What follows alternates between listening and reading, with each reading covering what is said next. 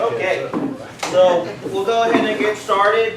Each of these speakers will talk about the legislative session for probably pertaining to their office and anything else that they want to talk about.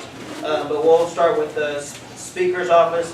We originally had the speaker here, but he had some scheduling conflict, so he felt so bad, he brought the three worst, best people in the staff on here. But Roy Ragland, Representative Jon Eubanks, Representative Mark Lowry's here on behalf of the speaker. And whichever one y'all would like to start, you have 8 minutes. What is that? Chicken honey mustard? Now, that 8 minutes individually or 8 minutes total? 8 minutes total. Okay. Take it all. Take it all. Well, like the old saying goes, I got good news and bad news. The bad news is the speaker's not here and I am. The good news is I don't speak as long as he does. With an 8-minute time limit, I don't have to worry about that. I want to thank you for the invitation to be here. I want you to know that I had a scheduling conflict also, but you can see what happened with that. The speaker gave me some notes on some things she's specifically not to say, so I guess I know you're all interested in the session and what's coming up. An interesting note is that we've got 4-termers coming in this year, 17 to be exact, and some people may view that as a good thing or a bad thing. I want you to know that that's my class. I'm going to be one of those 17, 4th-termer, as is the speaker.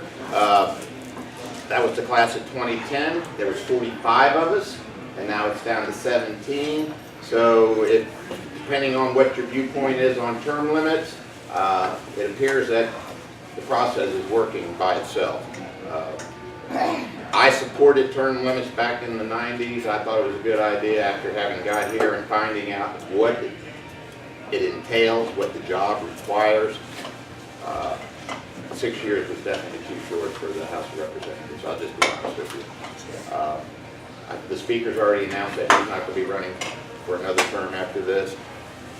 I don't know that many of us that are would consider even running for more than one, maybe 2 at the most. This is a demanding job. And being in leadership, I didn't realize that this part-time job took so much time. But you want to hear about what's coming up in the session. I know that there's going to be some pro-life legislation. I think Andy Mayberry has got a couple of bills. I believe I'm a co-sponsor on at least one of them already, the abortion bill. But some of the other things, of course, is the marijuana. We don't know how that is going to affect the session. The speaker had wanted to go for a 75-day session. We made it in, 81, 82 days last time, Mark? Which was one of the shorter ones that we've had in recent memory. But anyway, we don't know how that's going to affect it. We don't know if we're going to get everything done. Representative House has already filed a bill to extend the time period from 120 to 180 days and make the effective date July 1 instead of June 1 to correlate with the fiscal year. There's still a lot of questions on what you can do with regard to that. It's still against federal law, and so there's a lot of questions. We're hoping that maybe a new administration in Washington, D.C.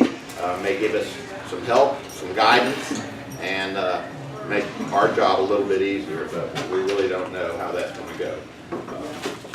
As you may know, the last term broadband was something that was important to the speaker, and that is moving forward. You know, there's, I think, 60% of the state that doesn't have access to high-speed broadband, and that is an impediment for education, for economic development.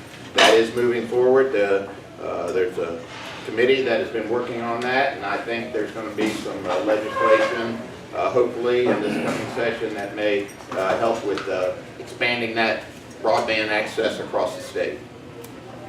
I think you may have heard of some things called the judicial appointments with regard to the Supreme Court, at least.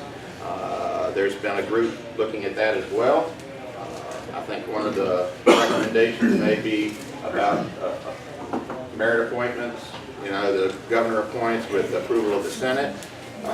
That, you know, corresponds with the way the federal government does it.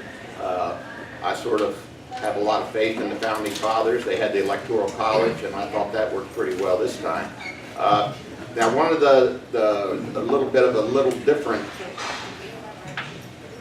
with the appointment thing is they are considering that the first appointment for the first term may be appointment with Senate approval, but the second go around, they would have to have approval of the voters, where it'd be on the ballot, which I think that gives the voters the opportunity to see what kind of judge you have. They've got a term, you see what kind of decisions they made, and then they're up for election, and then the voters have an opportunity to weigh in.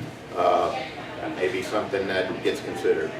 Tort reform is going to be something that it's also going to be of interest. I think everyone knows how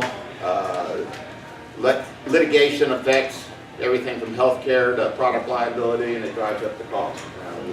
We don't want to take away the rights of individuals to seek redress, but at the same time, I think we want to be reasonable and be able to keep some common sense in the system, so that we can hopefully control at least the healthcare cost side of it, because it does drive up the cost of healthcare. How much time do I have? You got 3 minutes. Okay.